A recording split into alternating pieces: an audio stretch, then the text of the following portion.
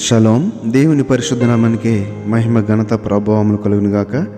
మన ప్రభువును రక్షకుడైన యేసుక్రీస్తు యెహోవా నామములో ఆత్మీయులైన మీ అందరికీ నా హృదయపూర్వక వందనాలు తెలియజేస్తున్నాను. ప్రభునందు ప్రియులారా, అందరూ క్షేమంగా ఉన్నారు కదండి.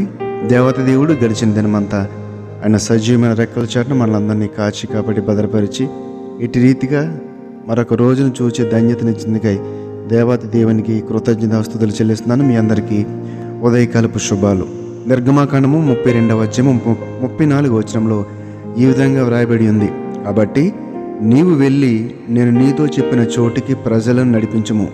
ఇదిగో నా దూత నీకు ముందుగా వెళ్ళును, నేను వచ్చు దినమున వారి పాపమును వారి మీదికి రప్పించదునని మోషేతో చెప్పాను. ఏమని వ్రాయబడి ఉందండి? ఇదిగో నా దూత నీకు ముందుగా వెళ్ళును, నేను వచ్చు దినమున వారి పాపమును వారి మీదికి రప్పించదనని మోషేతో చెప్పును. మోషేని తండ్రి అయిన దేవుడు ఆ యొక్క ఇశ్రాయేలు జనాంగమును ఐగుప్తు దేశం నుండి విడిపించి నడిపించమని మొట్టమొదట అడిగినప్పుడు ఆయన చెప్పిన మాట ఏంటో తెలుసా? అయ్యో, నాకంత జ్ఞానం లేదు, నాకు నాలుక మాంద్యము గలవాడు అంటే నాకు నత్తి ఉంది ప్రభువా, వీళ్ళతో ఎలా మాట్లాడగలను, వీళ్ళని ఎలా నడిపించగలను నేను అని చెప్పినప్పుడు అప్పుడు కూడా ఆయన చెప్పిన మాట ఒకటే, నేను నీకు తోడుగా ఉంటానని చెప్పాడు. అటువంటి మాట ఇక్కడ మనం చూస్తున్నాం. ఇదిగో నా దూత నీకు ముందుగా వెళ్ళను, నేను వచ్చు దినమున వారి పాపమును వారి మీదికి రప్పించదని మోషేతో చెప్పిన. అయితే ఈ యొక్క మాట కొంచెం పైకి వెళ్ళి మనం ఆలోచన చేస్తే కనుక ఆ యొక్క 31వ వచనంలో ఆ యొక్క సందర్భం రాయబడి ఉంది. ఏంటంటే, అప్పుడు మోషే యెహోవా యొద్దకు తిరిగి వెళ్ళి, అయ్యో, ఈ ప్రజలు గొప్ప పాపం చేసిరి, వారు బంగారు దేవతను తమ కొరకు చేసుకుంది. తండ్రి అయిన దేవుడు వారి యొక్క మూలుగులను విని వారి బాధలను చూచి వారిని ఐగుప్తు దేశంలో నుంచి విడిపించి మోషే నాయకత్వంలో ఆ యొక్క అరణ్య ప్రదేశంలో నడిపిస్తున్నప్పుడు వారికి ఏ లోటు కూడా లేదంతా సమృద్ధిని దయచేశాడు. అయితే వారు ప్రతి క్షణము ప్రతి దినము కూడా ఆయన మర్చిపోతూనే ఉన్నారు. వారు ఎలాగ బయటకు వచ్చారు, ఎలా నడుస్తున్నారు, వాళ్ళకి తింటాకి ఎలాగొస్తుంది, ఎందుకో ఆ యొక్క క్రియలు అలాగా వాళ్ళని నడిపిస్తూ ఉన్నాయి. వాళ్ళు ప్రతి క్షణం కూడా మోషేని దూషిస్తున్నారు, దేవుణ్ణి దూషిస్తూ ఉన్నారు. అయితే చూడండి, ఒక బంగారు దేవతను చేసుకుని డ్యాన్సులు ఆడుతున్నారంట, దానికి నాట్యం చేస్తున్నారు, దానికి పూజలు చేస్తున్నారు. అందుకే తండ్రి అయిన దేవుడు చెప్పిన మాట 34 వచనం, కాబట్టి నీవు వెళ్ళి నేను నీతో చెప్పిన చోటికి ప్రజలను నడిపించము, వారిని ఏమాత్రమును విడిచిపెట్టొద్దు. వాళ్ళు ఏం చేసినా సరే వాళ్ళని నువ్వు నడిపించు, నా దూత నీకు ముందుగా పంపిస్తాను, వాళ్ళు నేనేమి చేయలేరు, కానీ నేను వచ్చు దినమున వారి పాపం వారి మీదకి రప్పించేదను. అంటే దేవుడు వారిని విడిచిపెట్టడు. పాపం చేసేవాడిని ఆయనను మరచి ఆయన మార్గముకు వ్యతిరేకంగా లేకపోతే అతిక్రమములతోటి దోషములతోటి నేను దేవుని బిడ్డని అని చెబుతూనే సాతాను క్రియలతో శరీరేచ్ఛలతో లోకంతో స్నేహం చేసే వాళ్ళని ఏంటండి దేవాతి దేవుడు విడిచిపెట్టడు. ఇప్పుడు చూడండి, ఈ మాటను చూస్తే కనుక మనము ఏమైనా వ్రాయబడి ఉంది, నేను వచ్చు దినమున వారి పాపం వారి మీదికి రప్పించేదను.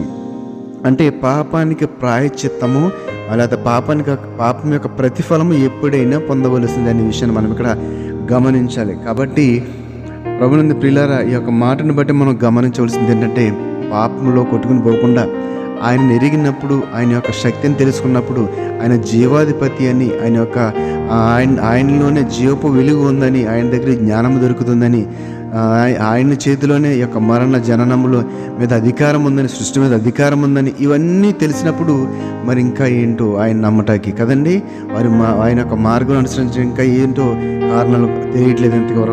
ఇంతవరకు కూడా మనకు తెలియలేదు. కాబట్టి మనం ఆయన విడిచిపెట్టకుండా, అంటే అప్పుడు వాళ్ళు బంగారు విగ్రహాన్ని పూజించారు, మరి ఇప్పుడు మేము బంగారు విగ్రహాలని వెండి విగ్రహాలను పూజించట్లేదంటే పూజిస్తున్నారు. మనలో ఉన్న కోపము, ద్వేషము, అసూయ, మత్సరము, ఇవే ఇప్పుడు మనలో ఉన్న విగ్రహాలు. వాటితో నువ్వు ఉంటే కనుక, వాటితో నువ్వు సహవాసం చేస్తూ ఉంటే కనుక నువ్వు కూడా విగ్రహారాధన చేసిన వాడేవుతావు. కాబట్టి వాటిని తొలగించుకొని నిర్మలమైన శాంతితో సమాధానంతో మనం ఉంటే కనుక తండ్రిని మనం ఏది అడిగినను ఆయన కొదువు చేయకుండా మనకి దయచేస్తాడని చెప్పడంలో ఎటువంటి అతిశయోక్తి లేదు. కాబట్టి ఈ యొక్క మాటలోని అర్థాన్ని మనం చూసినప్పుడు, వారి కాలు జారు కాలమున పగ తీర్చుటయు ప్రతిఫలం ఇచ్చుటయు నావే, వారి ఆపద్దినము సమీపించును, వారి గతి త్వరగా వచ్చిన ద్వితీయోపదేశకాండము 32వ అధ్యాయము 35వ వచనంలో దేవుణ్ణి మరిచి, అంటే ఒళ్ళు మరిచి, నీతి న్యాయ యథార్థతలు మరిచి, అసలు ఏమి చేస్తున్నానని కానుకోకుండా ఇష్టం వచ్చినట్టుగా ప్రవర్తించే వారికి, ఇష్టం వచ్చినట్టుగా దేవునికి భయపడకుండా పాపం చేసేవారిని ఉద్దేశించి చెప్పిన మాట ఏంటి తెలుసండి? వారు కాలు జారు కాలమున పగ తీర్చుటయు ప్రతిఫలమిచ్చుటయు నావే. ఇప్పుడు జారి పడతామని చూస్తుంటాడు వాడు. దేవుడు కూడా చూస్తూనే ఉంటాడు. మరి పాపానికి ప్రతిఫలం కదా వెంటనే ఇచ్చాడు, ఏదో ఒక సమయం వస్తుంది కదండి.